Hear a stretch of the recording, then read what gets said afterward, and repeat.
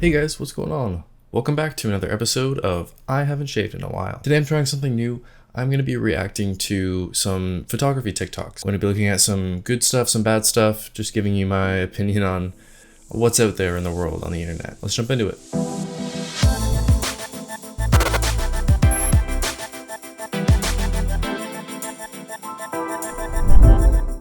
So just like anywhere on the internet, TikTok has a lot of good content and a lot of bad content. And there's a lot of not so great advice revolving around photography and video and that sort of stuff on TikTok. And it shows up on my For You page every once in a while. And so I kind of just want to talk about it a bit. I just want to put it out there, no hate to any of these creators. I'm just taking a look at their work. A lot of what I'm saying is completely subjective. It's just my opinion. And everyone has their own opinions. Another issue I think I'm going to run into in this video is TikTok songs and videos use a lot of copyrighted music. There's a very good chance this video is going to get taken down or muted or something because of the sheer amount of copyrighted songs that are going to be in it from the TikToks. So I hope that doesn't happen. Anyways, let's just jump into it and take a look at some either good or bad photography advice.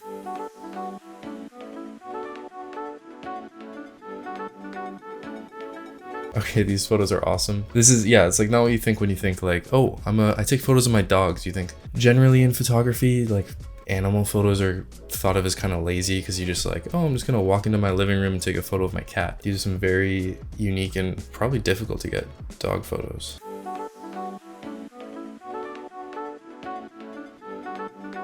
This is great, and this is something people don't think about when they want to be a photographer. Is you have to be a people person. You really have to be able to engage with the people you're taking photos of. And this guy's great. Like, he's just putting himself out there dancing around a baby, and it clearly is working. So that's pretty great. That's actually something I struggle with my photos, is like being open and, you know, like telling jokes to break the ice and little things like that. It's really important.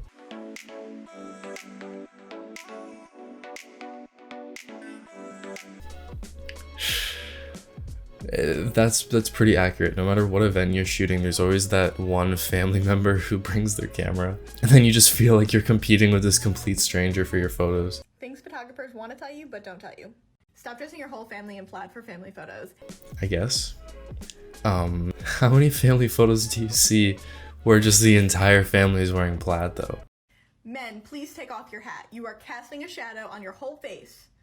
Please. Not entirely true. Yeah, generally speaking, if you're doing a family photo, take off a hat. The sun's gonna, you won't be able to see your face. But depending on how the photographer's shooting, if you have any strobes or reflectors or anything, you can definitely get around wearing a hat. Like if that's your style, like if you're doing a couple shoot or something and you want to wear like, I don't know, fedora or I don't know. There's definitely ways to get around lighting a face when someone's wearing a hat. So it's not necessarily true. And I'm going to end it here with, please do not go get your eyebrows or your face waxed the day of your session. Your face is red. Yeah, I mean, sure. But like red skin is super common. Like people with flushed faces or just anything like that is a very common thing in people. And it's also one of the easiest things to fix in Photoshop if someone has like some red patches, like because they got their eyebrows waxed or something. Very, very easy to fix. So it's not really that big of a deal. Just hopefully your photographer is going to edit your photos. Bet you didn't know that golden hour could be faked. First, go to Filter, Camera Raw Filter. Increase the temperature, decrease the exposure, and increase the saturation. Next, grab the rectangle tool and draw out a line and duplicate this twice with the Path Selection tool. Then go to Edit Transform Perspective and pull down on one of the sides. Place your shape exactly where you want it. And the last step is to change your blend mode to overlay. So this is a really good tutorial for TikTok. Like it's actually showing you what steps you need to do and why you should do them and how it's going to affect your photo. That's what I like in a tutorial, is explaining the why, not just copy and paste these exact settings, because that will never properly work on your photo. So like as a tutorial, this is a really good format for it, and the effect looks pretty good. But I mean, I would just say if you want golden hour style photos, just shoot at golden hour. That's honestly the best.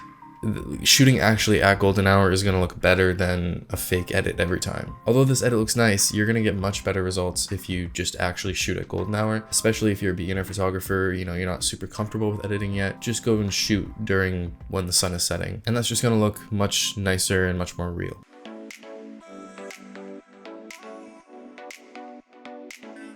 Okay, these are the kind of tutorials I hate on TikTok. Now I get it, you only have a minute to cram in as much information as possible. You're trying to teach someone how to edit a photo. The issue is people who don't understand editing that much are gonna take these settings as, oh, I'll just copy this exactly and my photo will look as good as his. That's not going to happen. Sliders for editing are not a copy and paste thing every time. Now, it's a good start. Like if you like this guy's style and you want to edit kind of like him, then sure, copy these settings and then play with it yourself until it looks right for your photo. But you have to edit to the photo. And just because you're shooting at night doesn't mean your photo is going to turn out exactly like his does if you just copy these settings. So I'm fine with this style of video if they're clear in the video that it's just like, here's some guidelines for what you should do. But just copying and pasting these exact settings is not going to get you anywhere. Depending on what light you were shooting in, it could completely mess up your color balance, your exposure, all kinds of things, and it would just look awful. These settings work for this particular photo. So as long as you understand that when you're watching videos like this, it's fine. But if you're under the impression that you can just copy and paste these exact settings onto every one of your night photos and they'll turn out awesome, that's just not how it works. There weren't any clouds in the sky, so I decided to leave my camera on overnight. Here's what I got. This stuff is amazing. It makes me want to do some more astrophotography. I think this summer I'm definitely going to do some more of it. Maybe make another video about it because it's an area I really want to improve in photography. It is so difficult, at least when you don't really know what you're doing. There's a lot of extra factors you have to take into account when shooting stars compared to just shooting a regular portrait or even just like a regular daytime landscape. But I definitely want to try something like this because this is really awesome. Tricks to look better in photos. Is this your top friend's perspective? Ouch. Just lean back and have them leave 1/3 blank space above your head. Nice. Never fill up all the boxes. Move one foot in front of the other and leave one box above your head. This is good, just general posing advice. That in itself isn't going to make your photos amazing, but it's nice to get people to focus on the composition of their photo because a lot of people don't think about that, like the angle of the camera, where you're gonna have your person stand in the image. People aren't necessarily thinking of that. And I think it's also important to keep in mind a lot of these tips aren't just for people who are photographers who want to be better photographers. They're also just for people who want to take better selfies on Instagram. But if you're just the type of person that likes to take a photo of your friend when you hang out or a family event or whatever, then yeah, there's some good advice like this in here. So I rate this a good advice. Right off the bat, this is kind of gimmicky. This is completely my opinion, but I'm not a fan of this type of stuff where you like put some tape on the lens or like those crystal balls that you shoot through. Like, it looks kind of cool, but at the same time, it also just looks like he's holding a roll of tape. Like, I don't know. I'm not a huge fan. Didn't think golden hour was it? Here's how to make blue hour in Photoshop. First, head over to Camera Raw Filter. These are the settings I used, but if you want a different time of day, then you can tweak them. This is really similar to the tutorial we looked at before, and they're very clear, you know, like, you're gonna have to tweak the settings. You can't just copy exactly what I'm doing, which I like. I appreciate that they include that. Shooting at blue hour, which by the way, blue hour is a little less known than golden hour.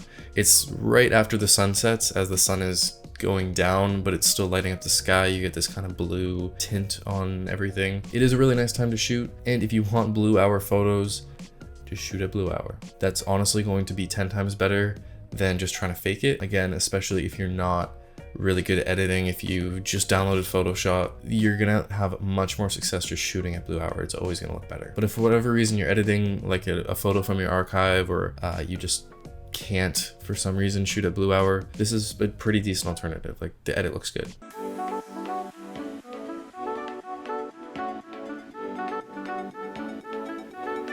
TikTok is full of these. This is what I'm talking about. Copying these exact settings is not going to work on every photo. Like, you might get close on some photos, but I guarantee you some photos of yours, if you copy these settings, are gonna look completely off, completely wrong. You really need to edit on a photo per photo basis. That being said, like I said, as guidelines, it's not bad. But the way they present this, and TikTok is full of these in the photography section, is they present it like, make these exact adjustments and your photo is going to look exactly like my photo does. That's just not how it works, unfortunately.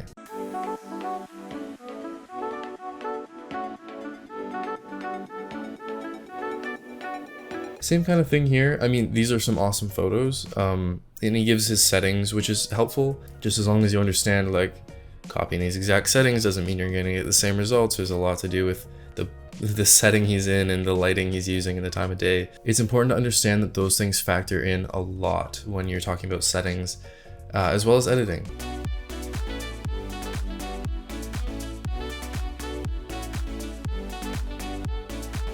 I guess he's trying to like get a low angle, so he's having them jump over him.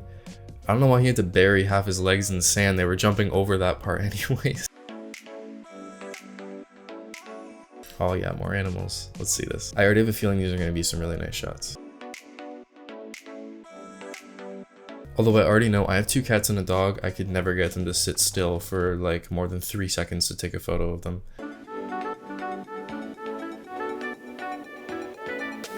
Yeah, the way like cats and dogs are constantly like moving around even when they're standing still, like looking around and stuff, trying to like get a sharp focus on their eyes or get a like nicely framed shot is really hard. So kudos to anyone who can do that.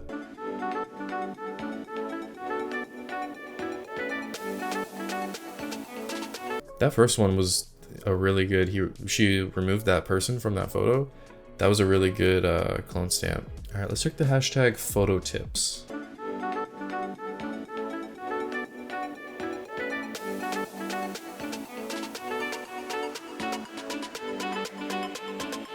I really like posing videos, posing tutorials, because that's for portraits, that's one of the most difficult things. And one of the things that stands out the most between a pro photographer and a more amateur photographer, something I struggle with all the time, is just getting like a nice dynamic pose in the photo, especially with guys. And you get like the hands in front, like arm, like holding your wrist, like standing there, or like, and that's fine, but like if every single one of your photos looks like that, it's just nice to shake it up a little bit and get some more dynamic poses, especially because you can pose yourself in ways that's just generally more flattering and just makes you look better.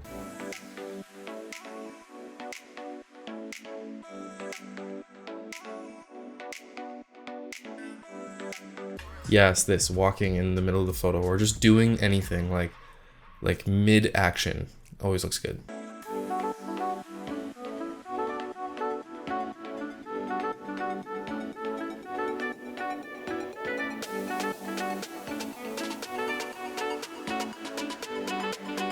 Yeah, I don't know if I'd call that making your photos more professional, because you're just faking that aperture look. And the reason that looks more professional is because it's a much easier look to achieve with a professional camera. But not every high-end photo has to have a blurry background. I say that, although like half of my Instagram photos have blurry backgrounds. It's a look I do like, but just doing that doesn't inherently make your photo more professional. All right, I think I'm gonna end the video there. I found a lot more better tips than I was expecting to find. Usually when I'm on TikTok, it's always like some really cliche stuff or some really bad stuff, but a lot of that was actually good. Just one of my pet peeves is the copy these exact settings to make your photos look amazing. But I mean, overall, considering you only have a minute to cram in as much information as possible into a tutorial, people do a pretty good job. I think I'm going to start doing some more short format tutorials or tips on TikTok, because it's a great way to grow as a platform. There's so many people just on TikTok constantly. It's definitely easier to build a following on TikTok than it is on YouTube. But yeah, I've never done anything like this before, like reacting to other people's content. Hopefully this doesn't get taken down. I might have to like edit out all of that music. But if you guys enjoy this kind of content, let me know. You know, it's a break from just like basic Photoshop tutorials and stuff. Again, no hate here, just everything. This is all my subjective opinion. And that's what a lot of photography is, right? It's just different people's opinions. No one's necessarily right or wrong. And I'm not the authority on everything good photography, right? I'm still improving myself all the time. But that's gonna be it. Thank you guys for watching, and I will see you in the next one.